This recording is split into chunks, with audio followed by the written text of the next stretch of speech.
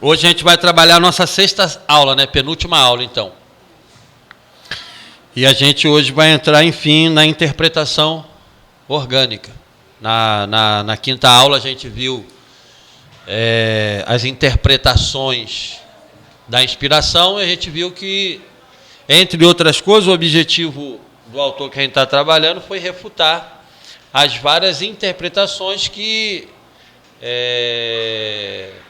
não fazem justiça propriamente à realidade da inspiração. E aí ele vai apresentar aquela teoria da inspiração, aquele conceito de inspiração que melhor se adequa com a realidade da inspiração. Então, essa linha de interpretação se chama interpretação orgânica. Ele apresentou no tópico 5, na aula 5, né, que a gente viu. E agora a gente entra propriamente nesse tipo de interpretação para ver algumas coisas referentes a ela. Porque, assim, existem algumas linhas de interpretação da inspiração que também são conservadoras, que reconhecem a Bíblia como palavra de Deus, né? Reconhece a inspiração como um ato sobrenatural. Mas, de acordo com o autor, a melhor linha de interpretação para essa realidade da inspiração seria essa interpretação orgânica, que hoje a gente começa, então, a falar mais especificamente dela. Até aqui a gente vem falando sobre várias linhas de interpretação, a gente vem citando a interpretação orgânica, e agora nessa sexta aula a gente entra aqui propriamente nela. Mas vamos orar primeiro, né? Vamos apresentar a Deus a nossa aula e pedir que o Espírito do Senhor conduza a nossa mente aqui nesse momento de adoração com o intelecto. A gente tem falado muito nisso daqui, que acho isso muito importante. Nós adoramos a Deus com o nosso corpo, com a nossa alma e também com a nossa mente, com o nosso intelecto. E a gente aqui pede a iluminação do Espírito Santo para guiar a gente de maneira que o ensino fique claro, que a gente possa ser iluminado, compreender bem e se aprofundar nos níveis mais profundos que o Senhor pode nos conceder, para que cada vez mais a gente se torne essa ferramenta afiada, com qualidade, com consistência, para que a gente possa falar da palavra de Deus, falar das coisas do reino de Deus de maneira clara e dialogando com a nossa cultura. Uma das coisas mais terríveis do nosso tempo hoje é a pregação do evangelho que não tem nenhuma conexão com a cultura, não tem nenhum diálogo com a realidade, tentando responder perguntas que ninguém faz mais. Então, assim, enquanto o mundo está discutindo célula-tronco, ideologia de gênero, as questões do aborto, o cara quer saber sobre usos e costumes da igreja. Então, quer dizer, nós não queremos ficar retidos nessas coisas que não têm assim, muito significado para fazer a diferença no mundo. Nós queremos entrar nos temas profundos e intensos da teologia e da cultura para que a gente possa falar da palavra de Deus com o máximo de consistência, sabendo o que a gente está falando, com domínio de causa, né, por assim dizer, para servir como ferramenta eficaz nas mãos do Senhor. Então vamos orar? Senhor, nós te louvamos nessa noite, estamos aqui mais uma aula na sua presença, estamos nessa jornada teológica, nessa viagem teológica, e nós pedimos ao teu Espírito que nesse encontro o Senhor venha mais uma vez iluminar o nosso entendimento, esclarecer a nossa mente.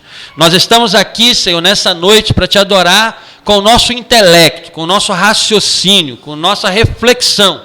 E pedimos então ao teu Espírito que nos guie em tudo aquilo que nós iremos aprender, conversar, dialogar aqui nessa noite. Muito obrigado pela vida dos teus filhos que conseguiram chegar a esse ambiente, que o Senhor mantenha a nossa alma animada, mantenha, Senhor, o nosso coração incentivados. Nós queremos ânimo, força, vigor para continuar a nossa jornada aí até o fim e concluir, Senhor, esse projeto que o Senhor colocou nas nossas vidas. Não queremos, Senhor, parar no meio do caminho, queremos ir até o fim. E nós sabemos que a tua palavra diz que aquele que começou a boa obra em nós é fiel para completá-la até o dia de Cristo. Em nome de Jesus.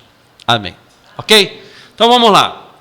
Vamos entrar definitivamente na interpretação orgânica, depois de falar sobre várias linhas de interpretação, nós chegamos aqui. Então, o amigo que está aí assistindo hoje, a gente está na Teologia Sistemática, no módulo 2, e abordando aqui a Bíblia como a inspirada Palavra de Deus. Então, nas nossas aulas aqui, nós temos desenvolvido esse tema, temos feito a exposição desse tema, vimos através da história como se desenvolveu a realidade desse tema, desse assunto, vimos aquele período antigo, medieval, onde a inspiração era considerada de maneira até extrapolante, de maneira até exagerada, mas o objetivo era fazer a distinção entre o autor divino e o autor humano. Aqueles que exageraram e extrapolaram não no sentido de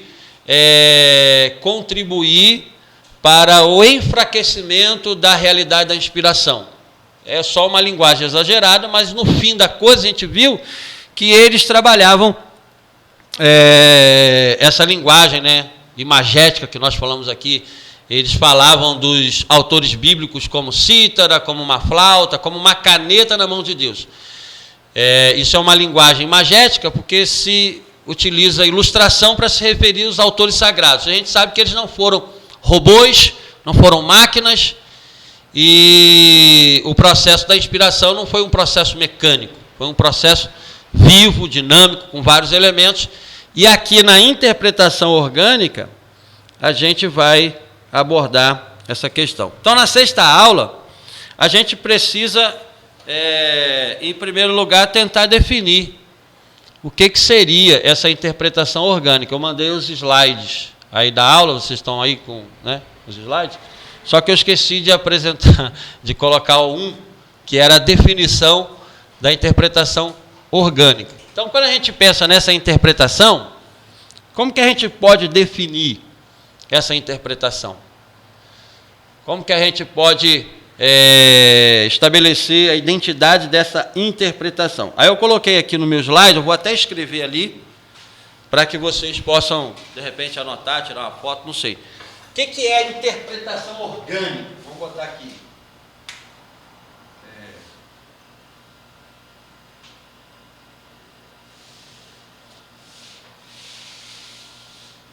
Como que nós podemos definir isso aqui?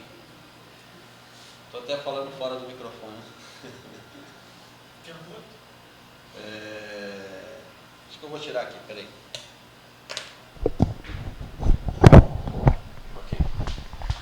Como que a gente pode definir para que fique claro esse pensamento aí para a gente? Orgânica vai lembrar a gente, né, de órgão, organismo e tudo mais, lembra a gente do nosso corpo, uma coisa viva. Então, eu coloquei aqui a seguinte definição para a gente trabalhar esse tema. Vamos lá. Bota aí, ó, se você puder.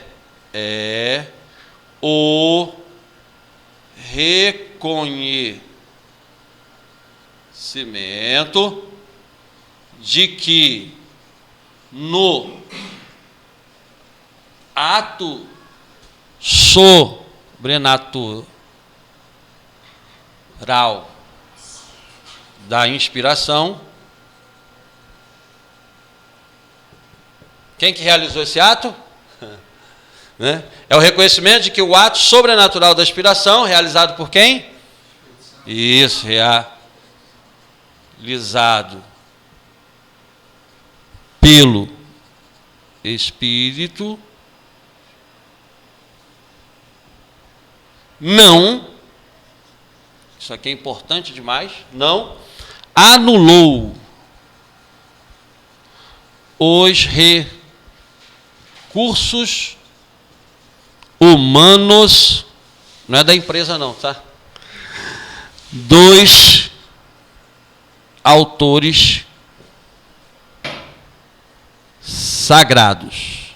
Quer dizer que vamos lá, isso aí, vai. O Espírito Santo ele inspirou a pessoa, Isso. mas de acordo com o seu tempo, com a sua cultura. Beleza, está exatamente dentro disso aí. Mas o que? Pode falar, gostei. Desenvolva, gostei disso aí, hein? Discorra sobre esse tema aí, para nos ajudar e facilitar as coisas. Isso, veja. Quando o Espírito Santo realizou o ato sobrenatural da inspiração, veja que a gente entende a inspiração não como um ato natural. Lembra que na teologia liberal, na teologia modernista, na teologia que seguiu a cultura moderna, a inspiração foi negada dentro desse aspecto aqui, como um ato sobrenatural. Deixou de ser esse ato sobrenatural, esse dom sobrenatural, se tornou uma coisa natural. A inspiração existe, mas a inspiração existe como existe no herói, como existe num gênio, como existe num artista.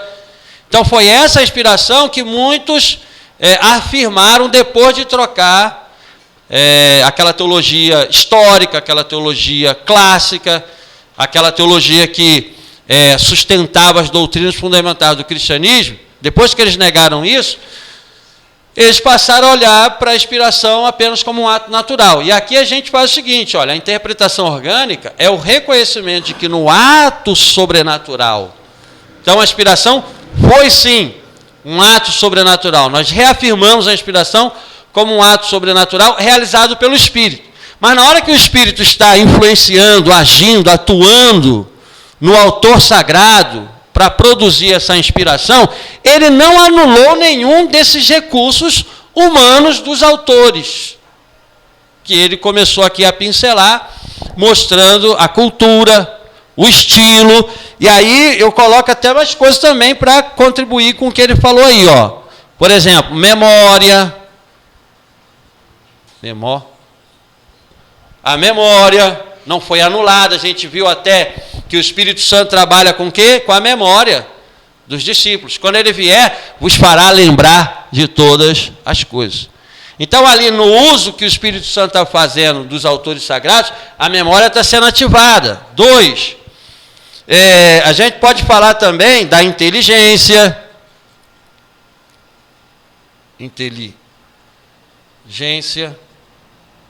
Então, veja, quem é um dos autores que a gente reconhece como dos mais inteligentes das Escrituras?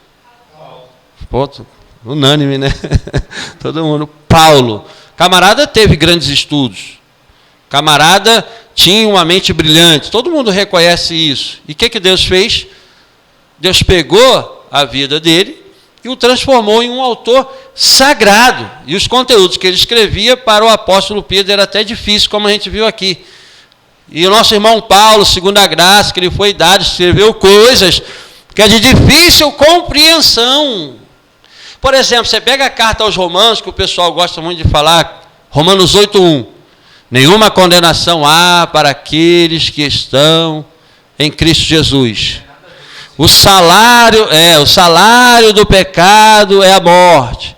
Aonde superabundou o pecado, superabundou a graça. Então, muitas pessoas, quando lê a carta aos Romanos, pegam esses versículos salteados e passam a refletir o conteúdo dessa carta só dentro desses versículos salteados. Mas quando você estuda a carta toda, você percebe por detrás dessa carta, é claro, o Espírito que está ali conduzindo, inspirando, mas a profundidade do pensamento, a inteligência profunda utilizada por ele ali na exposição desse tema, desse assunto chamado doutrina da justificação, é algo espetacular. Você sente ali, por exemplo, que ele utiliza até, por exemplo, do estilo da filosofia grega nos seus argumentos. Quem já ouviu falar dos diálogos de Platão? Que era um gênero literário, né, dos seus escritos. Escrevia ali os assuntos em diálogo. E o apóstolo Paulo utiliza essa fórmula do diálogo para apresentar o seu conteúdo. Ele lança o argumento, ele lança a pergunta, ele lança a resposta. Então, você percebe que ele utiliza uma linguagem elevadíssima. Então, você vai se aprofundando, por exemplo, na leitura da carta de Paulo aos Romanos, vai entendendo o argumento dele, a profundidade, você fica impressionado. Claro que Deus está dando sabedoria, mas dando sabedoria a partir do uso da inteligência, né, que ele teve. Agora, influência não no sentido de conteúdo, né, porque é totalmente oposto. Na linguagem, às vezes, utilizava mesmo. Eu acredito que um pouco no conteúdo também, quando ele fala de razão, emoção, carne e espírito, tem um pouco de Não, assim, ele está falando ali, na verdade ele está falando ali sobre o conflito que o ser humano passa dentro dele, sobre, né, essa luta interior entre as paixões, os vícios.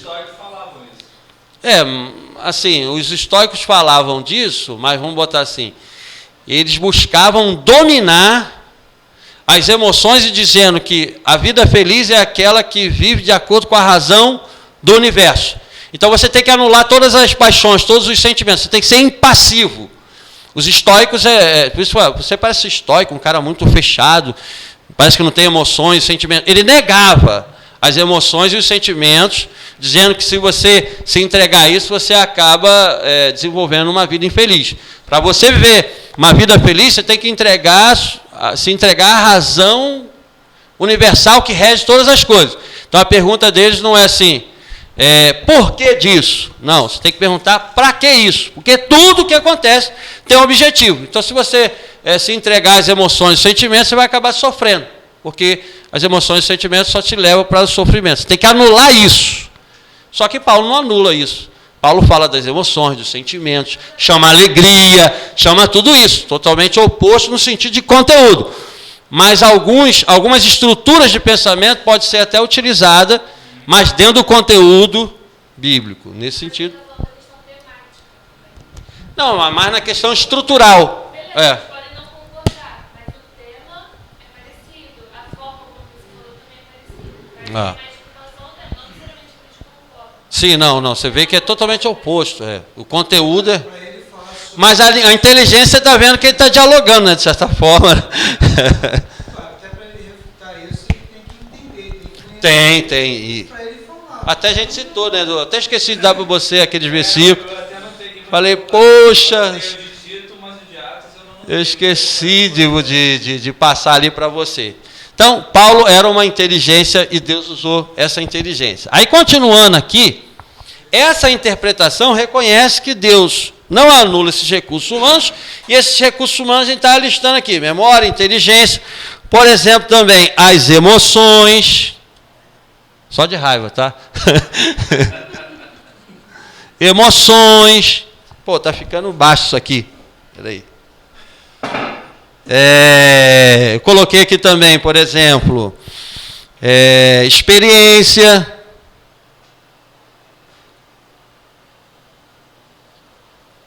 Eu escrevo mal pra caramba, tá, gente? Liga não. E, por exemplo, pesquisa. Lembra um pesquisador bíblico aí? Ah, garoto bom, hein? Você é um menino prodígio. Reflexão. Eita, rapaz, você tá demais, rapaz. Que isso, hein? Vamos lá. Quando a gente pega...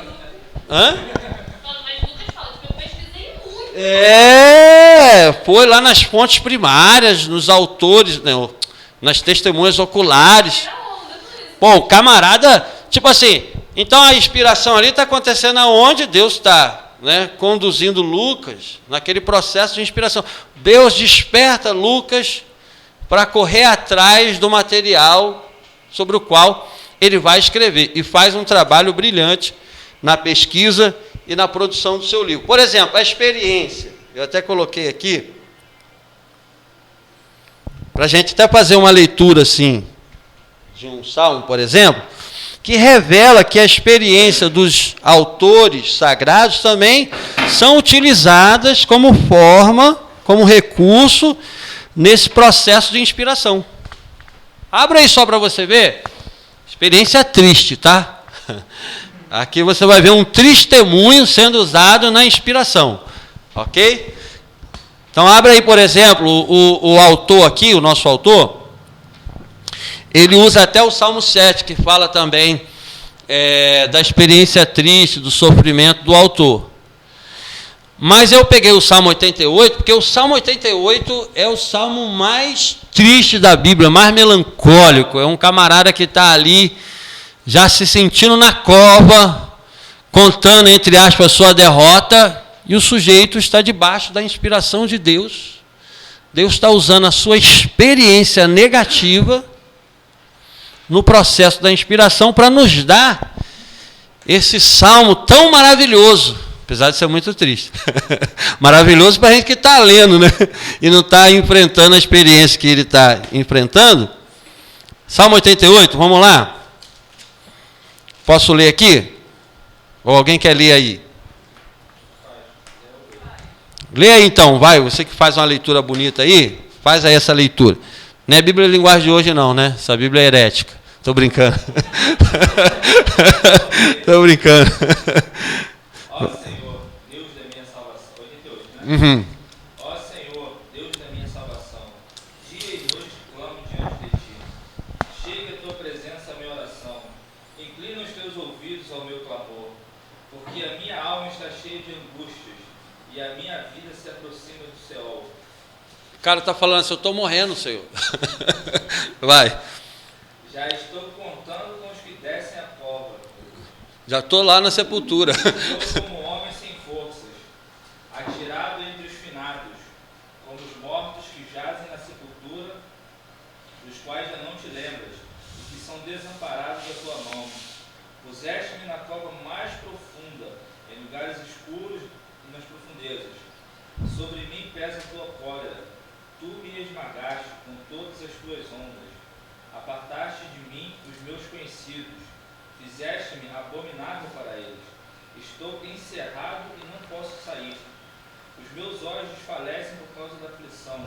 Clamo a ti todo dia, Senhor, estendendo-te as minhas mãos. Mostrarás tu maravilhas aos mortos? Pula lá para o 17 e o 18 e pode pular, verso 17 e 18 e o fechamento, porque ele segue todo dentro dessa linha. Você não vê nenhuma nota de alegria, né, de esperança, tipo assim, mas eu vou sair vou sair desse buraco.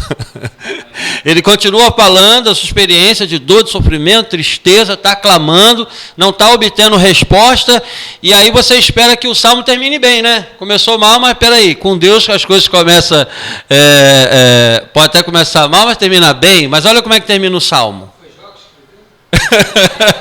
Eu acho que foi a sensação que a gente tem, né? Como águas me rodeiam todo dia, cercam-me todos juntos.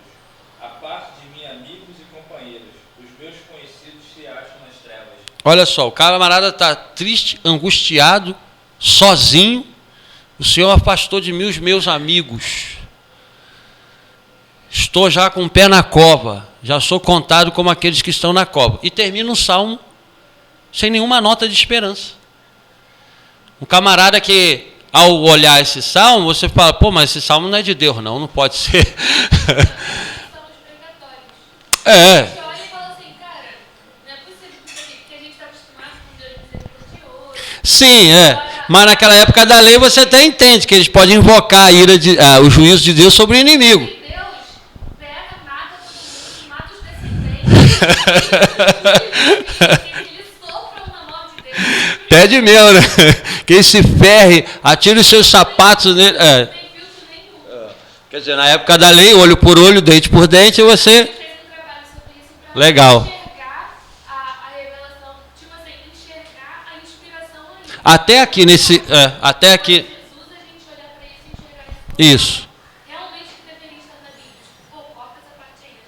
São textos que a gente tem até dificuldade. Como é que a gente vai aplicar isso? Tem até um Hã? Deus é justo, é verdade. Tem até um canal no YouTube que fala a Bíblia e as suas passagens sinistras. É um camarada ridicularizando a Bíblia. Aí ele pega esses trechos que mostram essas dificuldades, esses problemas e vai para a rua e fica lendo para os outros, escarnecendo e mostrando essas partes assim que aparentemente, quando você olha pelo olhar humano, são sinistras. Aqui a gente está vendo a experiência triste do salmista, que está debaixo da inspiração de Deus. E nesse sentido aqui, esse salmo é um tapa na cara da teologia da prosperidade, por exemplo. O sujeito que quer pegar, que Deus vai te dar vitória, que Deus vai te dar sucesso, que Deus vai te dar conquista, que Deus vai fazer isso, vai fazer aquilo, ele tem que passar no Salmo 88 e ver que o Salmo 88 termina com tristeza e não tem nenhuma nota de esperança. Mas como pode ser Deus?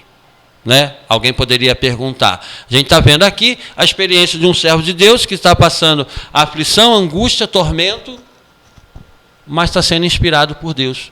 Está sendo usado por Deus na sua tristeza para deixar para a gente um salmo que é a sua palavra inspirada para mostrar para a gente que a vida cristã, que a vida com Deus, ela é uma vida de alegrias, né, de momentos maravilhosos e também pode acabar como acabou o Salmo 88.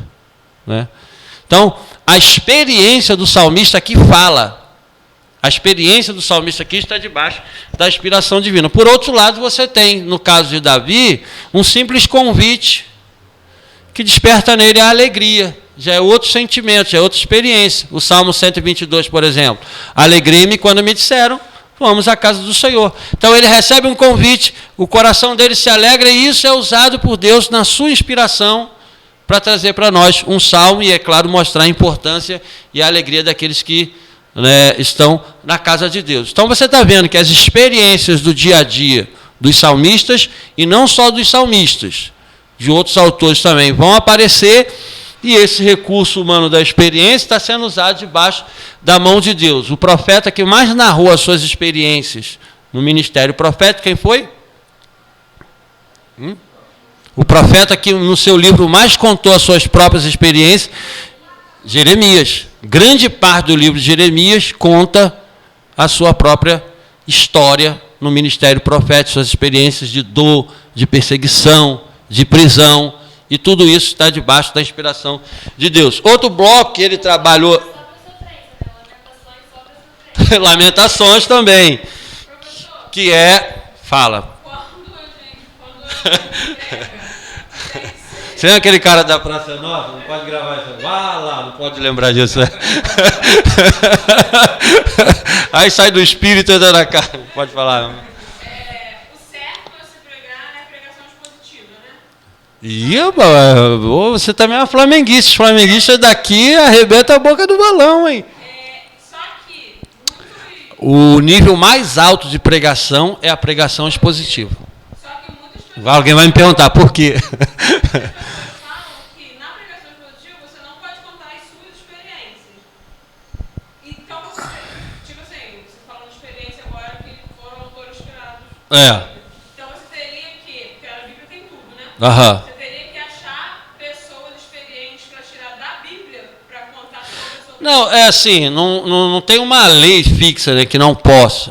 A sua experiência pode lançar luz a um ponto da escritura que você está abordando. Então você pode contar ali trechos da sua experiência com Deus, porque isso torna a tua mensagem até mais forte nesse sentido, né? Assim, o sujeito não pode transformar a pregação na experiência dele, né? O sujeito vai contar a vida dele, você algo que eu li, Deus falou comigo nesse sentido, passei por uma situação, pelo menos aqui todo mundo sabe. Não, eu entendi o que ela quer dizer ali. O sujeito pode ser iluminado num dado momento da sua vida sobre aquele texto. Aí ele pega o texto e vai fazer a exposição do texto, mostrando o conteúdo do texto. Só que tem pessoas que fazem o oposto disso. Eles, como não tem conteúdo para passar, só fica contando a sua vida direto. Porque, tipo assim, quando você Não tem base bíblica, não tem. Ele não dá nunca exemplo da vida dele. Ele dá exemplo do que aconteceu na Bíblia. Sim, é um grande pregador. O Augusto Nicodemo já contou a experiência dele, por exemplo, nas suas pregações expositivas. Daí a gente conhece muitas coisas da vida dele. Então não há uma regra dizendo assim, não pode. Mas não pode ser regra. Exatamente isso. É a nossa base, e não a nossa vida e a gente tentar achar um versículo. Sim. Porque fica até chato, né? Pô, o cara quer ficar contando a vida dele. Tá usando a Bíblia para ficar contando a vida dele, pô. Guarda sua vida para você.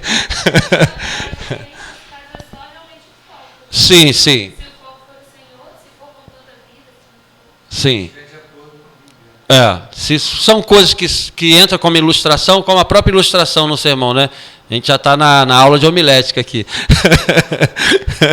Mas é bom essas colocações que também enriquecem a questão aqui. É a melhor pregação, que exige mais do pregador, porque você tem que cavar tudo do texto, Tudo que diz respeito ao texto você tem que cavar. E como a moçada de hoje não quer fazer isso, quer pegar e sair falando qualquer coisa, muitos fogem dessa pregação que exige muito. Muito estudo, muita dedicação, muita oração, muito tudo. Né? É a melhor. Nesse caso da pessoa for pregar sobre a sua vida, ela pode ser inspirada ou iluminada? Iluminada, pode ser iluminada. Porque o contexto que a gente utiliza para se referir a nós, leitores da palavra de Deus, é sempre o contexto de iluminação. Ah, Deus me revelou. Essas linguagens são linguagens populares, que a gente usa no dia a dia, que a gente ouve as pessoas falando, e a gente entende que a pessoa quer falar que ela recebeu ali uma iluminação.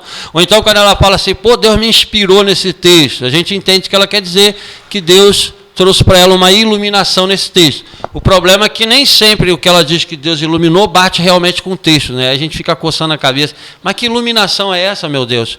Que está transgredindo o próprio conteúdo do texto, certo? Aqui nessa questão do uso dos recursos humanos à inspiração, como ele citou aqui, do próprio exemplo de Salomão, a gente tem o próprio livro de Eclesiastes, que é toda uma reflexão. O que o autor está fazendo ali? Ele está fazendo uma reflexão sobre o real sentido da vida. E ele chega a dizer que Deus colocou essa atividade no nosso coração. Isso Deus colocou, né?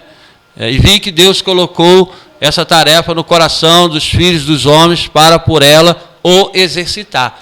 Então, quando ele se lança a refletir sobre o real sentido da vida debaixo do céu ou debaixo do sol, essa reflexão que ele está realizando, que produz todo o livro de Eclesiastes, que é um dos livros quase filosóficos da Bíblia, você tem ali uma reflexão de alguém que quer buscar o sentido da vida e Deus está despertando esse autor nesse caminho para poder produzir a sua palavra. Então, pelo que a gente está vendo aqui, pelo que a gente está colocando aqui, eu acho que dá para entender nitidamente que essa interpretação da inspiração realmente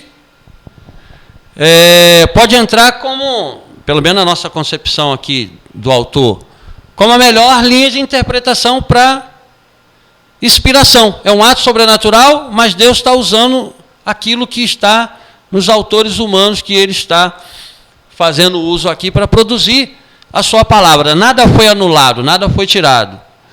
E mesmo assim, a palavra de Deus, ela permanece inerrante, infalível e suficiente. Certo? Então, prosseguindo, aí ele continua aqui. Vem aqui no slide 2, né? Aí o de vocês. A gente tem as palavras do autor, por exemplo, que coloca a situação do uso negativo dessa interpretação orgânica da inspiração. Ficou claro aí o que é a inspiração orgânica? Então, se vocês de repente quiserem anotar, anota aí, porque é um fundamento que a gente precisa usar para o resto da vida. Vamos lá. Aí aqui no slide 2 aí do nosso estudo, a gente vai ver o uso negativo dessa interpretação. Porque na cabeça de muitos, essa interpretação, ela corrói a autoridade do Espírito Santo. Como assim, né? Como que corrói? Olha o que o autor colocou aqui. Essa interpretação orgânica foi usada repetidamente, porém para corroer a autoridade do Espírito Santo, o autor primário. Tá, a gente está vendo aqui que a interpretação orgânica reconhece o uso que Deus faz, né, dos meios disponíveis no autor humano. Mas como assim? Essa interpretação pode corroer a autoridade do Espírito Santo. Pode queimar a autoridade do Espírito Santo. Deus está usando que tipo de pessoas, irmãos? Homens falhos, pecadores, que erram, deficientes. Então, se Deus está usando homens falhos, pecadores e deficientes, e a gente sabe que aonde tem a mão do homem tem falha, tem erro, tem problema e tem deficiência, pensa comigo. O autor, o Espírito Santo, está usando esses homens. Então, na hora de usar esses homens, os erros deles também não foram trazidos para dentro do contexto da palavra de Deus? Se eles são falhos, pecadores, e Deus faz uso de homens falhos e pecadores, essas falhas e esses erros também vão aparecer nos livros que eles estão escrevendo. Imagine a situação. Né? Por exemplo, Deus te usa, não te usa? Deus usa os seus servos hoje. Mas você continua sendo falho, pecador, errando. E aí? Será que esse erro não apareceu nas Escrituras, visto que Deus se utiliza de homens falhos e pecadores? Por isso que muitos tentaram usar essa interpretação para corroer a autoridade do Espírito Santo. Ora, se o Espírito Santo está usando homens falhos e pecadores, logo essas falhas e esses erros vão aparecer nos textos que eles estão produzindo. Certo? Isso não anularia o Espírito Santo. Anularia a palavra de Deus. No aspecto humano teria a falha, tá? O Espírito Santo é soberano, é perfeito, pá, aquilo tudo, mas o homem, então... Quem estaria errado nesse caso seria a Escritura, porque quem está escrevendo é um homem. Alguém poderia ser mais técnico e falar assim, então, peraí, do lado humano a Bíblia tem erro, então. Porque o homem está sendo usado tem erro. Então, do lado humano, a Bíblia, então, teria erro também. Certo? Alguém poderia colocar assim de uma maneira, né, aparentemente lógica, né, sobre essa questão. Mas e aí? Qual é a referência que a gente tem para redescobrir esse tipo de interpretação, a interpretação orgânica? Qual é a referência que a gente tem para afirmar que a Bíblia ela é perfeita no seu lado divino, porque é um ato sobrenatural do Espírito Santo, e é perfeita também no lado que Deus, né, usa o homem. No seu lado humano ela também é perfeita. E aonde a gente vai buscar essa referência para redescobrir essa interpretação orgânica? À medida que você tem vários autores. Harmonia entre eles, né? Ora, eles são vários, mas os cerca de 40 autores que a Bíblia tem, no uso que Deus fez dele, o negócio casou tão direitinho. Os evangelhos são 4. Hã? Não, os evangelhos são 4. 4 autores. Eles falam a mesma coisa de lógicas diferentes. Então, quer dizer... Hã? Então a concordância seria o fundamento da perfeição da Bíblia no lado humano? Eu só estou perguntando. Seria?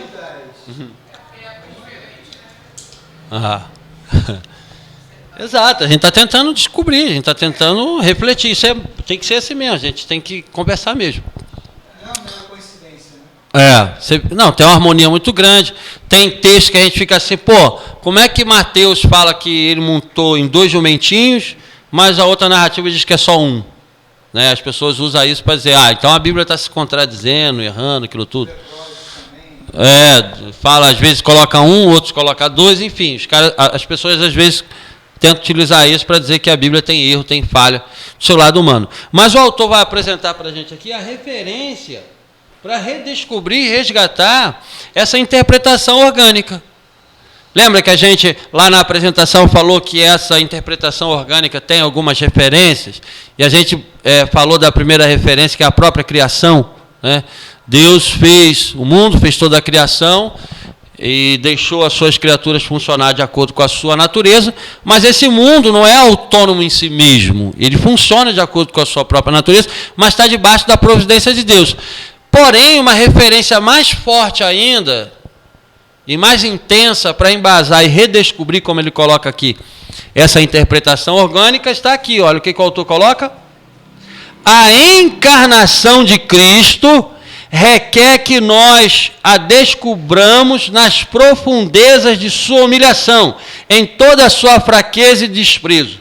O registro da palavra da revelação nos convida a reconhecer essa dimensão de fraqueza e humildade, a forma de servo, também na Escritura.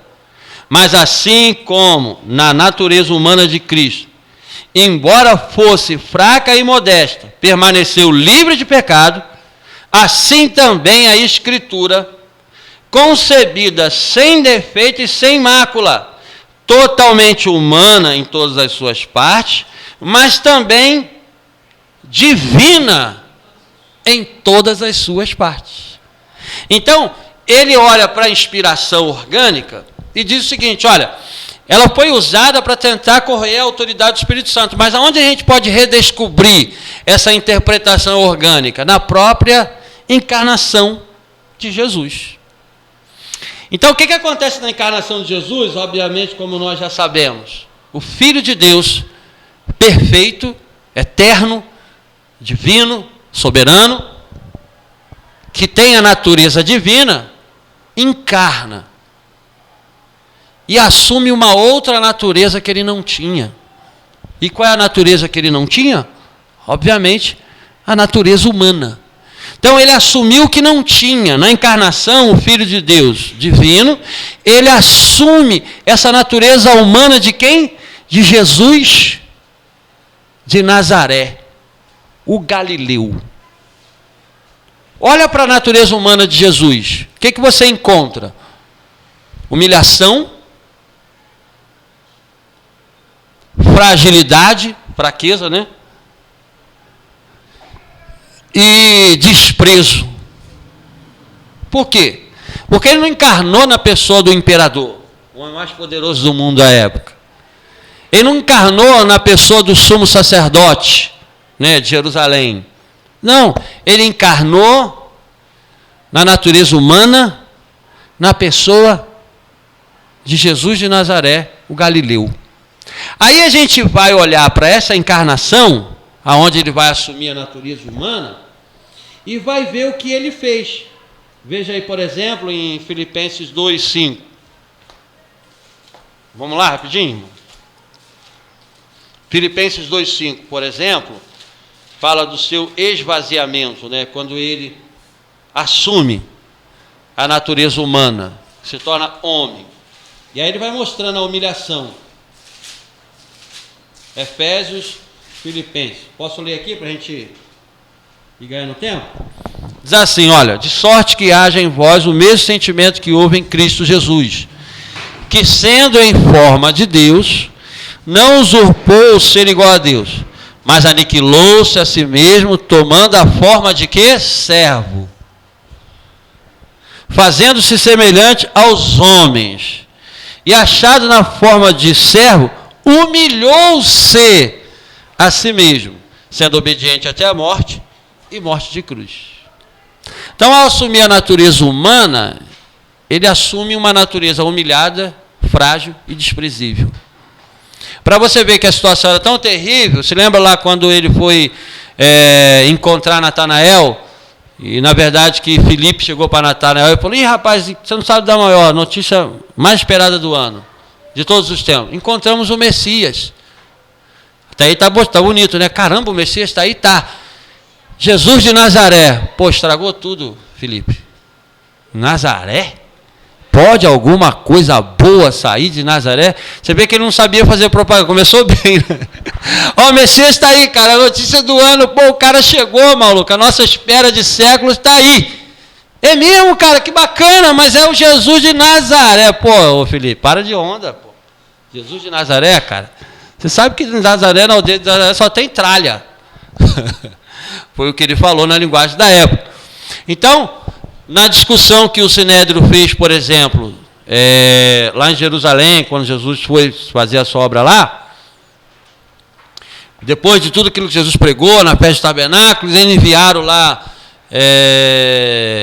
o pessoal para prender Jesus, os caras voltaram, não prenderam Jesus, teve uma discussão toda. Nicodemos chegou lá e falou assim, mas a gente prende alguém sem antes saber da sua causa, sem antes julgar? Aí os caras disseram para ele assim, os sacerdotes, até você, analise e vê, cara, que da Galileia Deus não levanta profeta. Então você vê que essa natureza humana de Galileu e de Nazareno contribuía para a sua humilhação, para o seu desprezo. Mas foi exatamente essa natureza que ele utilizou para viver uma natureza humana humilhada, desprezada, frágil, porém perfeita e sem pecado. Então, na encarnação, tanto na natureza divina, quanto na natureza humana, Jesus era perfeito.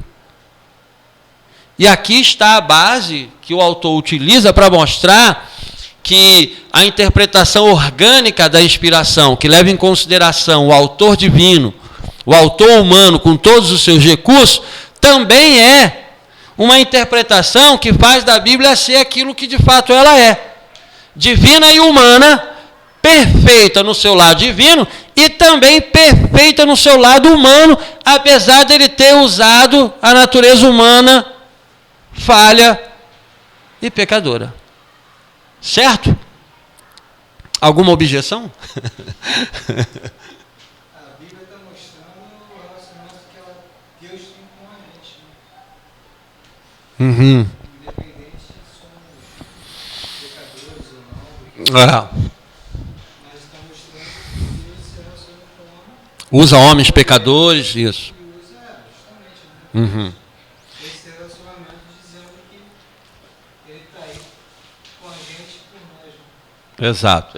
Então aqui, você na encarnação tem uma referência que dá base para a interpretação orgânica ser usada, utilizada, né, e resgatada, e redescoberta, justamente na referência da encarnação. Aí no ponto aqui, 2, ele coloca assim: apesar disso, apesar da Bíblia ser divina e humana, né, tem o seu caráter divino e humano, de muitas formas diferentes tem se feito injustiça a esse caráter divino da Escritura. A gente viu aqui que na história da inspiração teve dois problemas, né?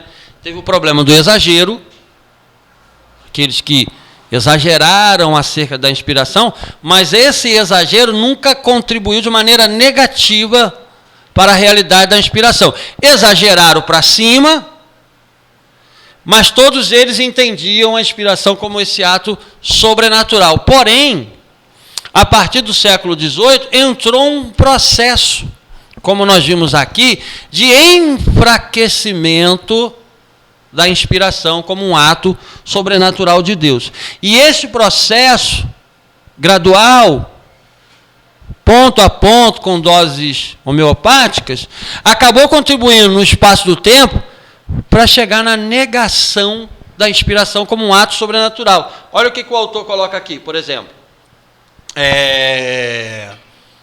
A história da inspiração nos mostra que primeiro, até o século XVII, ela foi estendida até mesmo às vogais e à pontuação. Vamos lá, começa lá atrás, até o século XVII. Não, a inspiração na Bíblia, até as vogais e até as pontuações eram inspiradas também. Aí começa o processo de enfraquecimento do conceito de inspiração. Não é bem assim. Inspirado mesmo são as palavras. Aí continua no processo. Não é propriamente as palavras, são as ideias gerais que são inspiradas. Aí depois das ideias, não são as ideias propriamente, são os assuntos. Ela é inspirada nos seus assuntos morais e religiosos. Ela ali não erra, não falha nesses assuntos. Mas nos outros assuntos, a Bíblia tem um monte de erro. Até que chegou o ponto de dizer o seguinte: na verdade, não existe inspiração sobrenatural. Chegou no momento que o autor coloca aqui.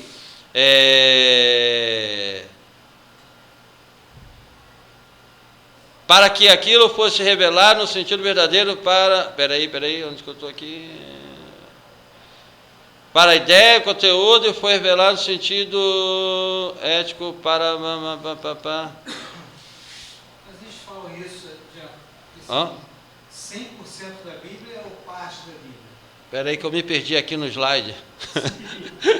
A ideia para... E chegou ao ponto, e depois de assunto, sentido especial do assunto.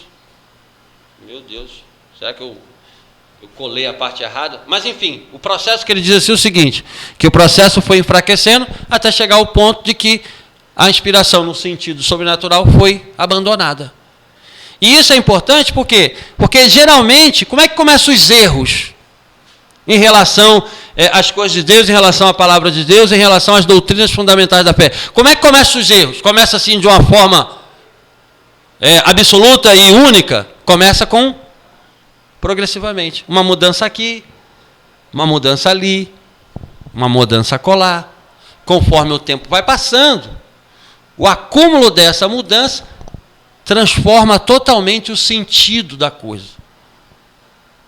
Então, esse processo aqui de enfraquecimento da inspiração é um processo que acontece tanto na inspiração, como também acontece em outros assuntos referentes à palavra de Deus. Sempre começa, não, vamos deixar de lado esse detalhe. Aí deixa mais um, deixa mais outro, vai deixando, e o tempo vai passando, e aí a distorção se completa e se torna absoluta. Fala o que você estava falando. Isso que eu estou falando, então, algumas partes que, obviamente, são sobrenatural, por exemplo, os livros proféticos de Daniel, né, que como o cara vai adivinhar um sonho, por exemplo, naturalmente. Né? E tem os livros históricos, que ele está contando uma história. Né? Então, assim, nesse caso, de repente, o cara vai dizer, isso aqui não tem nada de vilão, isso aqui está contando uma história. Né? Não, aquele lado ali não. Então, aquela parte que é realmente sobrenatural, deixa para lá, e vamos focar na lei. Foi isso que aconteceu? Não, assim, essa maneira de olhar aí depende muito da pessoa, né? Aquelas pessoas que são mais místicas, mais voltadas para o sobrenatural, elas só conseguem enxergar a revelação de Deus, a inspiração de Deus, quando acontecem esses eventos sobrenaturais na Escritura. Deus vai lá e dá uma visão para Ezequiel. Deus vai lá e, assim diz o Senhor, fala com Daniel, enfim. Então o sujeito tende a pensar que agora Deus está falando. Mas quando é através da história, da sabedoria, dos livros poéticos, ele não consegue enxergar Deus ali, porque para ele a inspiração acontece, a revelação acontece só por esses atos sobrenaturais. Isso. O camarada, como a gente aqui na reflexão de Salomão no livro de Eclesiastes, não, isso é uma reflexão dele. Então, pelo fato de ele não ver aquela linguagem sobrenatural, assim diz o Senhor, e Deus falando aqui na primeira pessoa usando o autor sagrado, o sujeito acha que Deus não está falando. E acaba errando, porque na verdade Deus, como a gente viu aqui, usa a tristeza, no caso aqui do salmista, a alegria, usa as experiências, usa o intelecto, a memória, vai fazendo uso de tudo isso sob a inspiração para produzir a sua palavra, que é tanto revelação quanto uma visão sobrenatural que o autor está tendo. É tão sobrenatural quanto as visões do livro do Apocalipse. Você vê lá, né? Suba para cá, e foi posta uma porta no céu, e eu passei por ela e vi o trono, sentado no trono, aquele que é semelhante a jaspe, por cima dele o arco. E Deus está falando aqui. Aqui eu estou sentindo Deus falando. Aí você lê um texto histórico, poético, você lá vai ler algumas leis, em Levítico, por exemplo. Olha, você quando corta o sacrifício de gado miúdo, corta nessa parte do altar. Quando for de gado maior, corta naquela parte do altar. Se for de ave, você corta... isso aqui é uma coisa que ele não consegue sentir, que ali também há uma revelação. Isso muito por causa dessa natureza sobrenaturalista que o sujeito tem, e não em função do texto em si. É mais de quem olha, e não do texto em si, que está sendo uma revelação de Deus em todos os sentidos. Aí, prosseguindo, gente, no slide 3...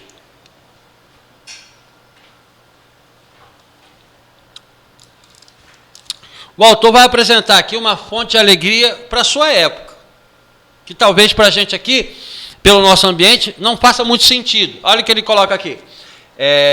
Isso aqui são palavras dele, tá? Que eu fui recortando no tópico que ele aborda, interpretação orgânica, e aí fui colocando aqui resumidamente para a gente ir trabalhando. Ora, é uma fonte de alegria que até mesmo a escola de pensamento mais negativo ainda queira atribuir um lugar e um valor, queira atribuir à Escritura um lugar e algum valor na vida religiosa e no pensamento do cristianismo. Bom, vamos entender aqui. Por que ele concebe isso aqui como uma grande alegria? Qual é o ambiente dele?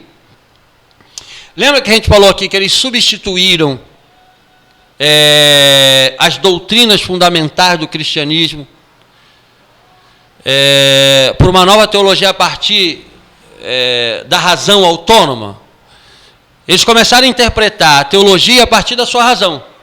Então, visto que eles negaram a ideia de sobrenatural, não existe sobrenatural, como é que a gente vai fazer teologia agora, se não há uma revelação? Se a Bíblia é um livro humano, se a Bíblia é um livro, né, puramente humano, como é que a gente faz teologia agora? Qual é a base da teologia? A base da teologia passou a ser a experiência humana acerca de Deus. O sentimento humano acerca do sagrado e o divino passou a ser base da teologia. Então, o que aconteceu com essa teologia? Eles abandonaram as Escrituras como fundamento, como matéria-prima da Escritura. Abandonaram a Escritura como revelação de Deus, porque Deus não se revela, então a Bíblia não é revelação coisa nenhuma, é um livro humano. Abandonaram a Bíblia como revelação de Deus e partiram para produzir teologia simplesmente com base na experiência humana. É aquilo que o homem fala de Deus, é aquilo que o homem sente de Deus, que é a base da teologia. Então, nesse ambiente, o que aconteceu com as Escrituras? Perdeu todo o seu valor. O que é a Escritura? Mais um livro antigo, como outros livros qualquer. Então, nesse ambiente que ele está vivendo, a Bíblia perdeu o seu valor, a Bíblia perdeu o seu lugar, a Bíblia perdeu o seu espaço que tinha até então. Todos que vieram até o século XVIII partiam da Escritura como a inspirada palavra de Deus. E aí você tem aqui um documento objetivo para produzir uma teologia objetiva. Como isso foi abandonado, a Escritura perdeu o seu lugar. Por exemplo, um teólogo dessa época, chamado Schleiermacher, é difícil até de pronunciar o nome dele, é um alemão, considerado como o pai da teologia moderna, o pai da teologia liberal. Essa teologia que abandonou as doutrinas fundamentais do cristianismo. Esse, por exemplo, se referia à Escritura, dizendo que a Escritura era apenas um monumento que registrava que um dia um grande Espírito esteve ali.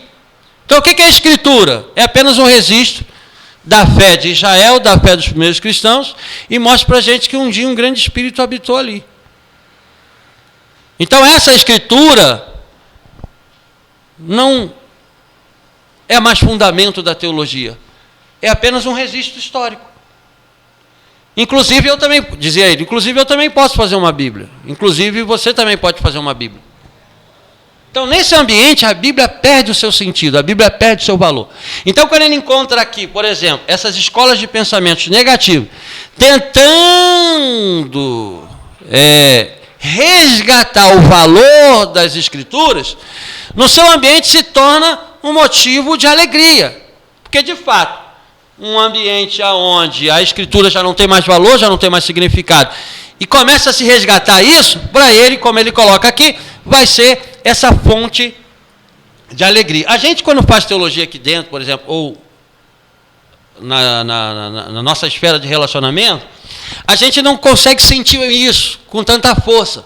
Por quê? Porque geralmente a gente atua no ambiente de teologia conservadora, de teologia que pensa igual a gente no sentido geral. Ainda que o sujeito ache que, por exemplo, o dom não é para hoje, só foi para aquele tempo, mas todos partem da Escritura como palavra de Deus, como a revelação de Deus. Então a gente não consegue sentir o peso dessa realidade. Mas ele no seu ambiente sentia isso. E quando ele vê a Escritura sendo colocada de novo como algo de valor, como algo importante para reproduzir a teologia, para ele se torna uma fonte de alegria. E realmente isso é uma necessidade. Por quê? Como ele diz aqui no slide 4, a doutrina da Escritura. O que é essa doutrina? Será que a doutrina da Escritura é a opinião de uma escola teológica? Aí ele coloca aqui assim, por exemplo, no slide, na parte 4. A doutrina da Escritura é um dogma de alguma igreja ou de alguma seita? Por que é importante resgatar a Escritura e resgatar a doutrina da Escritura? No seu tempo, isso foi perdido, mas ele coloca aqui a importância da doutrina da Escritura, por quê? Olha o que diz aqui. A doutrina da Escritura não é uma opinião desta ou daquela escola, nem o dogma de uma igreja particular ou de uma seita, mas um artigo fundamental, um artigo de fé da igreja cristã santa e universal. Está vendo? A igreja universal já existia na época dele. Estou brincando, não tem nada a ver com a universal do reino de Deus. Veja, aí ele continua. Sua importância para todo o cristianismo é sempre bem entendida. Sua relação inquebrável com a fé e a vida cristã é sempre claramente reconhecida. A doutrina da Escritura não é simplesmente a vontade de alguém que tem uma opinião teológica. A doutrina da Escritura não é um dogma particular de qualquer igreja. Como ele coloca aqui, a doutrina da Escritura é fundamental.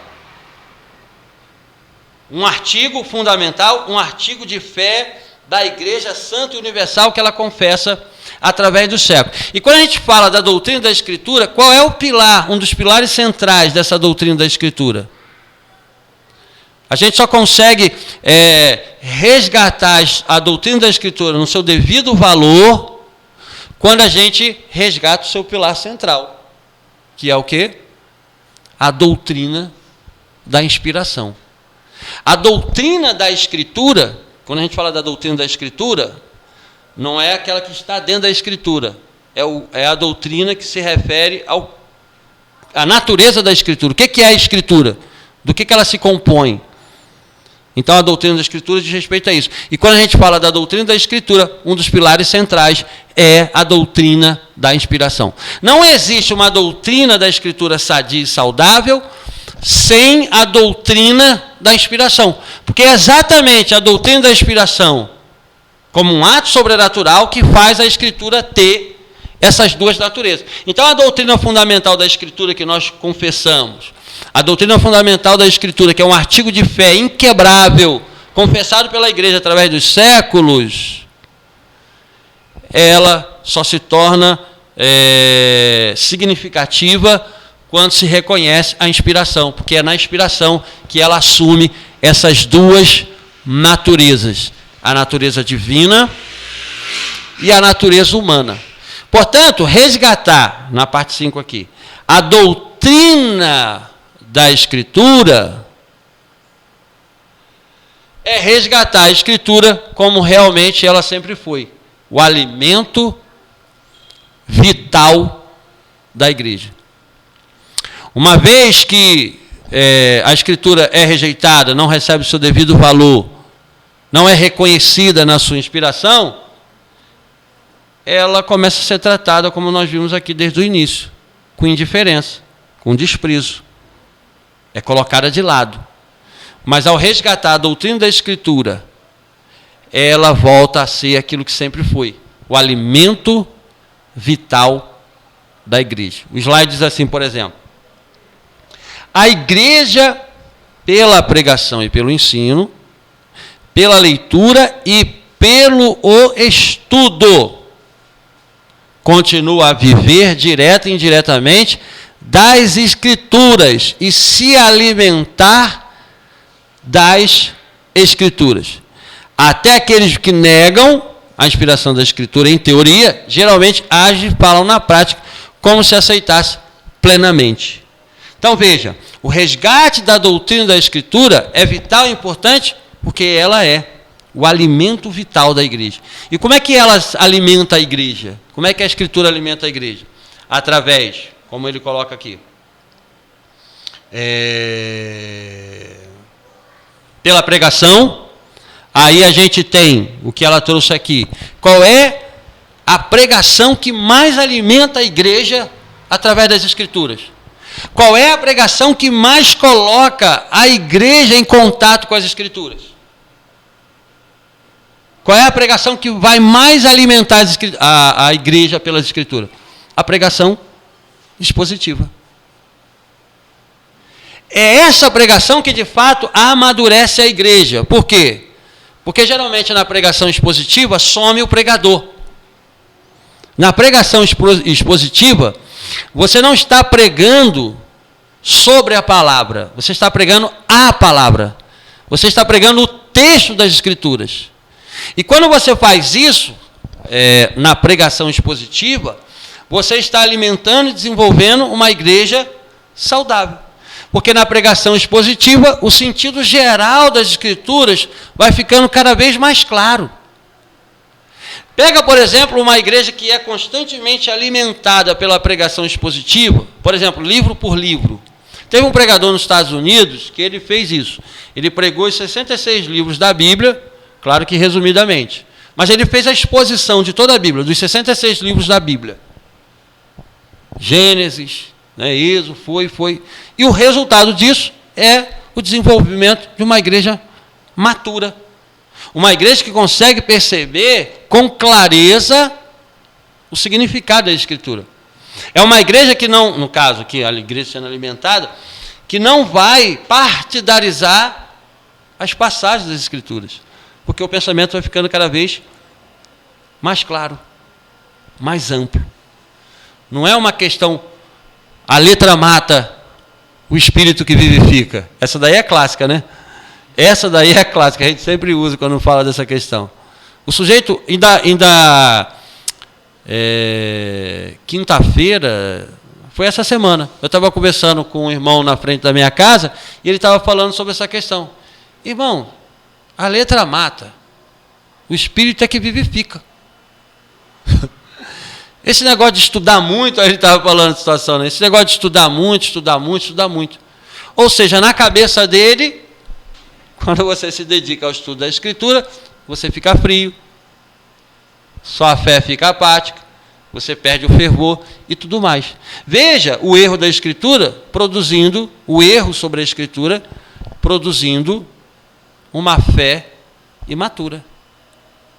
O problema não é a Escritura conhecida. O problema é que a pessoa está se baseando no seu conhecimento ao invés do Espírito Santo. Sim, mas é isso que eu estou dizendo. Vamos supor que nós aqui somos uma igreja agora, certo? Beleza. Vamos supor que eu me proponho a pregar sempre a Escritura toda para vocês. Qual vai ser o resultado disso? O resultado é que a leitura que vocês vão fazer do texto é uma leitura clara. Quando eu chegar lá, a letra mata, o espírito que vivifica, vai ser exposto o real sentido do texto. Paulo está mostrando que a lei mata, que a lei não salva, que a lei condena, mas o Espírito, na graça de Deus pelo Evangelho, vivifica. Então Paulo está mostrando o que é a graça e o que é a lei, só que ele usa a linguagem simbólica, a letra mata. Ao aprender a amplitude dessa palavra, evidentemente, a nossa fé é amadurecida, é alimentada com qualidade, e o resultado disso vai ser produzir uma igreja viva, consistente, sólida e amadurecida. Por isso que a importância do resgate da doutrina da Escritura e o resgate da doutrina da inspiração, que coloca a Escritura no seu devido patamar, como a palavra de Deus divina e humana, perfeita no seu lado divino e no seu lado humano, produz um alimento sólido para o povo de Deus, através da pregação, do ensino e do estudo continuamente. Acho que acabou, né, gente?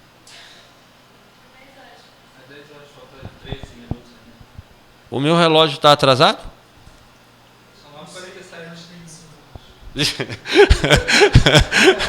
Eu pensei que você está vendo aí. É isso aí. Vamos finalizar aqui. Falta só 2 slides, irmãos. Veja, como que a gente pode atingir a ortodoxia na questão da doutrina da inspiração? Qual é a atitude que vai nos levar a atingir a ortodoxia? Vocês lembram o que é ortodoxia, que nós falamos aqui? Ortodoxia significa doutrina reta, ou doutrina correta. Então isso é ortodoxia. Toda vez que você lembrar e ouvir a palavra ortodoxia, diz respeito à doutrina correta. E como que a gente pode atingir, qual é a atitude que leva a gente a atingir essa ortodoxia acerca da doutrina da inspiração, acerca da doutrina da Escritura? Qual é a atitude? O autor coloca aqui, veja. De acordo com muitas pessoas, no que se refere à doutrina da Escritura, a ortodoxia, ou seja, a doutrina reta, é apanhada no dualismo entre crer e reconhecer. Contudo, isso nem de longe é comparável com a posição ambivalente da teologia da mediação, que das cátedras universitárias nega a inspiração, mas realmente a confessa no púlpito. Veja a contradição de atitude. Qual é a atitude que leva a gente a atingir de fato a ortodoxia nas Escrituras? Crer e reconhecer. É aquele padrão que a gente viu. Como que a gente pode comprovar o alto testemunho das Escrituras acerca da sua inspiração? Não é nenhum tipo de pesquisa científica que vai nos dar a comprovação do alto testemunho da Escritura acerca da sua inspiração. É o crer e o reconhecer. Porque esse tipo de doutrina chamada inspiração é o mesmo padrão da existência de Deus e da providência de Deus, como nós vimos. Não há como você, pela pesquisa científica ou histórica, atingir a comprovação histórica ou científica objetiva da existência de Deus, porque é um artigo de fé. Então, a inspiração da Escritura segue esse mesmo caminho. Sendo um artigo de fé, a atitude que leva a doutrina correta é crer e reconhecer. E essa atitude é a atitude que estava na contramão da atitude encontrada dentro do ambiente, não só dele, mas dentro do ambiente que a gente encontra hoje também, de forma geral, dentro da teologia. Qual é? Dentro das faculdades teológicas se nega a realidade da inspiração. Dentro dos seminários teológicos, muitos, de grande porte, por exemplo, se negam a doutrina da inspiração, se faz chacota com esses temas centrais da Escritura. Trindade, ressurreição, milagres, inspiração como ato sobrenatural, tudo isso é motivo de risada, de chacota e negação aberta. Mas no púlpito, qual é a posição? De confissão, como se acreditasse naquilo. E essa atitude aqui de incoerência foi a atitude que gerou a grande batalha nos Estados Unidos, quando a teologia assim chamada liberal chegou lá. Lembra que o suprassumo da teologia é a Alemanha. De lá, né, parte para a Europa, chega nos Estados Unidos e vem para cá.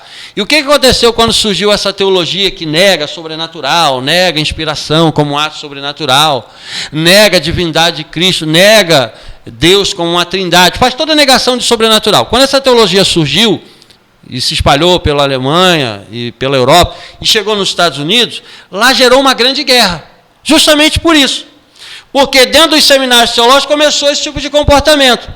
Eles rejeitaram as doutrinas fundamentais do cristianismo, que veio através dos séculos, essa que nós falamos aqui, que a gente fez o teste da nossa ortodoxia.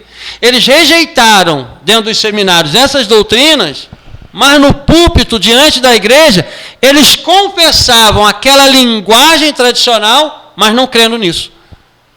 E aí o que acontece? Aqueles que começaram a perceber essa incoerência de negação nos seminários e confissão nos púlpitos, começaram a se levantar para combater esse tipo de teologia que começou a destruir os seminários e estava já destruindo as igrejas, porque dos seminários para as escolas dominicais, das escolas dominicais para os púlpitos da igreja. E com isso, essa teologia foi enfraquecendo a igreja dos Estados Unidos, foi gerando a morte de várias igrejas, e aí se levantou um grande grupo para defender os fundamentos da fé cristã histórica, como veio através dos séculos. E aí, esse grupo, que não queria sustentar essa atitude incoerente, que queria preservar a ortodoxia cristã, ou seja, queria preservar a doutrina correta da inspiração, da Bíblia como palavra de Deus, e todas as doutrinas clássicas, eles partiram para a defesa desses fundamentos e passaram a ser chamados de fundamentalista. Então, historicamente falando, esse termo fundamentalista, ele surgiu através daqueles que lutaram para defender os fundamentos da fé. Porque eles queriam uma atitude consistente. A atitude que levava a ortodoxia, a doutrina correta, o crer e reconhecer as Escrituras e as doutrinas cristãs como tal. E como veio através dos séculos. E aí a gente vai encerrar aqui dizendo o seguinte: você é fundamentalista ou não? O que você entende com esse termo fundamentalista hoje? A gente pensa lá nos terroristas, que eu não pareço muito. Vai levar zero se alguém pensar isso. Só pensar isso, né? A gente associa... Hã? Ainda vem de mochila, cara. Ainda vem de mochila. Então, veja, quando a gente... Eu vou deixar com vocês aqui.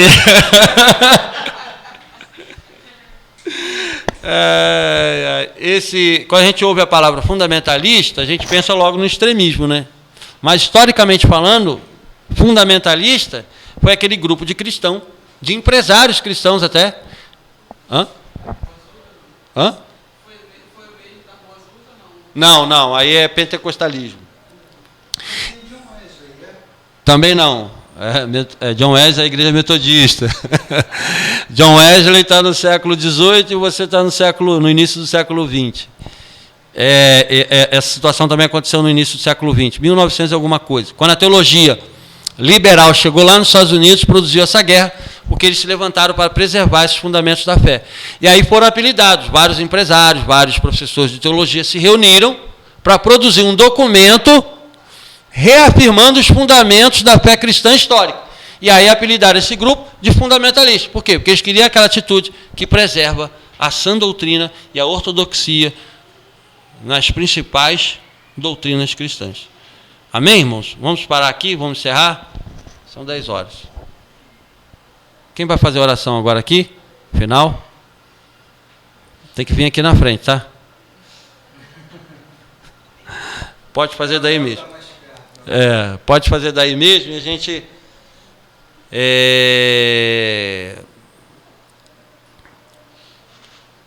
Essa última aula agora da próxima segunda-feira, a gente vai fazer isso então. A gente vai apresentar o nosso trabalho aqui. 10 minutos para cada um, tá bom? É muito? Então, vocês apresentam e começa o debate. Eu só vou ficar aqui mediando.